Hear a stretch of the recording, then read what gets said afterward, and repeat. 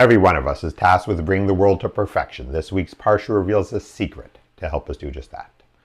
Parashah Nasso is close to my heart. Not only was it Sam's bar mitzvah portion, but it contains a mitzvah that has always been very special to me. In the fourth Aliyah, at the end of chapter 6, we read about Birkat Kohanim, the mitzvah for the Kohanim, the priests, to bless the Jewish people.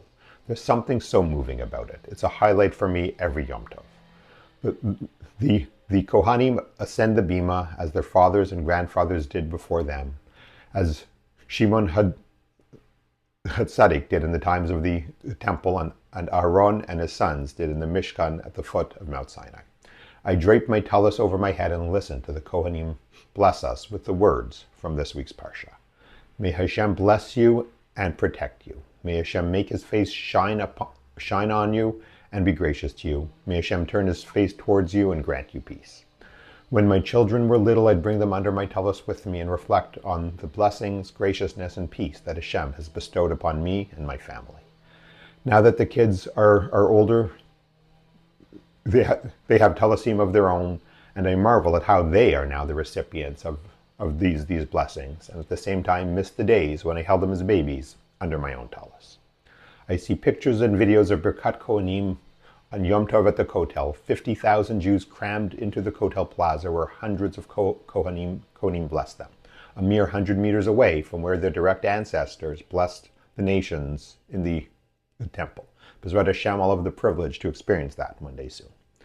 Among all the intricate choreography and chanting, there's one element that seems out of place.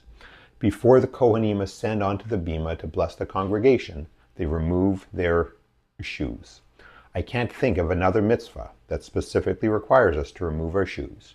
Why remove the shoes? The Or HaChaim explains that to understand this, we need to look back at Parashah Shmot. When Moshe is by the burning bush, Hashem tells him, remove your shoes from your feet, as the place upon which you are standing is holy ground. Okay, I understand the idea to remove your shoes when you stand on holy ground. But how does that explain the Kohanim removing their shoes? Sure, when the temple stood, the Kohanim were blessing people from holy ground. But now, is the bima of every shul holy? If so, why don't we all have to remove our shoes when we go up onto the bima to open the ark? Says the Chofetz Chaim.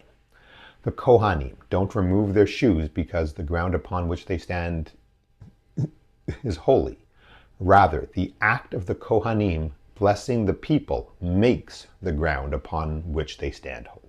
The very act of carrying out the special mitzvah is enough to imbue the ground with such a level of holiness that the Kohanim need to remove their shoes, as Moshe did by the burning bush. We have the power to make our environments holy. It's our responsibility to make our environments holy. Chaverim, my friends, these days, let's just say that some environments feel holier than others. Walk around Jerusalem, you feel the holiness. The walk with Israel a few weeks ago, you feel the holiness. But walking the streets in Canada, in America, in Europe for these past 600 plus days, through hate-filled protests, past anti-Semitic graffiti, past the sites of shootings and of fire bombings, it's hard to feel that holiness. But just as the Kohanim turn the ground beneath their feet holy, we have the responsibility to take our environments and make them holy.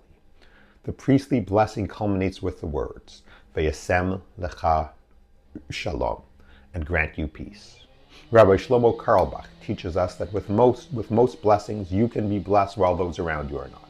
You can be blessed with health while a neighbor is sick. You can be blessed with wealth while a neighbor is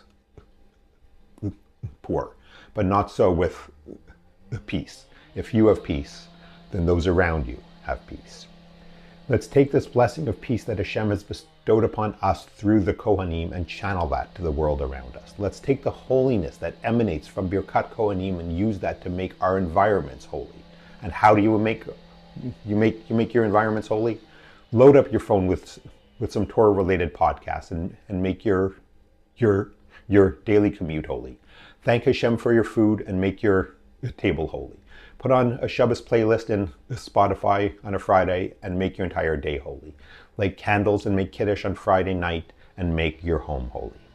The ability to endow a place or time with holiness isn't the sole purview of Hashem, nor does it belong only to the Kohanim. Every one of us has the ability to elevate the ordinary and make it holy. And in fact, it is our responsibility to do just that every chance we have. That is one thing you can learn from this week's Parsha. How will you step up this week to bring the world a little closer to perfection? Shabbat Shalom and Am Yisrael Chai.